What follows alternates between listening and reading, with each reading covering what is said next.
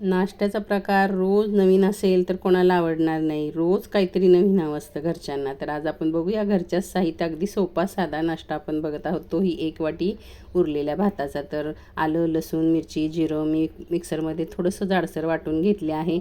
मेथी स्वच्छ धुवून ठेवली होती, ती आपण बारीक कापून घ्यायची आहे. त्यामध्ये थोडीशी कोथिंबीरसुद्धा कापून घेतलेली आहे.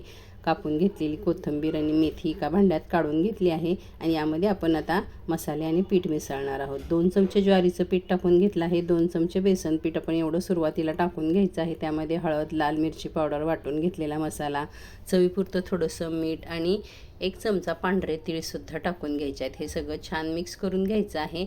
आणि त्यानंतर आपण 1 वाटी भात टाकून घ्यायचा आहे. भात रात्रीचा किंवा ताजा भात असला तरीसुद्धा चालेल. फक्त पाण्याचा वापर आपण इथे करायचा नाही, नाही तर मिश्रण खूप ओलं होईल.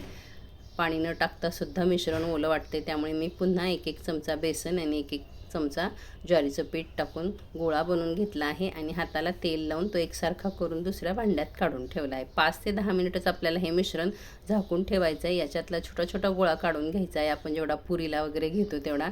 आणि त्याचा असा रोल बनवायचा आहे. पोळपाटवर, चॉपिंग बोर्डवर थोडंसं हाताला तेल लावून असे सगळे रोल बनवून घ्यायचे आहेत. किंवा एक मोठा लांब करून घेतला आणि त्याचे 2-3 तुकडे केले तुम्ही तरीसुद्धा चालेल. सगळे ह्याचे मी पिठाचे असे रोल बनवून घेतले आहेत. कुकरच्या डब्यात ठेवले. रोल डब्यात ठेवताना आपण त्याला तेल लावून घ्यायचं आहे, म्हणजे ते एकमेकांना चिकटणार नाहीत. कढईमध्ये पाणी उकळत ठेवलं होतं, त्यामध्ये स्टँड ठेवून तो डबा उकडण्यासाठी ठेवला. 7 ते 8 मिनिटं उकडून घेतलं. हाताला चिकटलं नाही म्हणजे शिजलं असं समजायचं. 8 ते 10 मिनिटं तुम्ही ह्याला छान मात्र शिजवून घ्यायचं आहे. याच्यामध्ये ज्वारीचं पीठ आहे ते शिजलं तरच छान लागणार. आणि पूर्णपणे थंड झाल्यानंतर त्याचे असे नगेट्सचा शेप देऊन घेतलेला आहे. तुम्ही छोटे गोल चपटे मिनी इडली असतात तसासुद्धा शेप देऊ शकता. हे थोडेसे आपण हाताने एकसारखे करून घ्यायचे. आणि आता आपण ह्याला फोडणी घालायची आहे.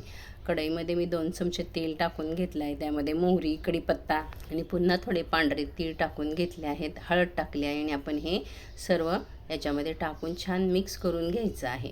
तुम्ही याच्यामध्ये मॅगी मसाला टाकू शकता. मी थोडासा चाट मसाला टाकला आहे किंवा मिरची पावडरसुद्धा टाकू शकता. पण आपण हिरवी मिरचीचं, आलं, लसूणचं वाटण घातल्यामुळे त्याला छान चव आलेली असते. काहीही टाकण्याची गरज नाही. सॉससोबत, हिरव्या चटणीसोबत तुम्ही खाऊ शकता.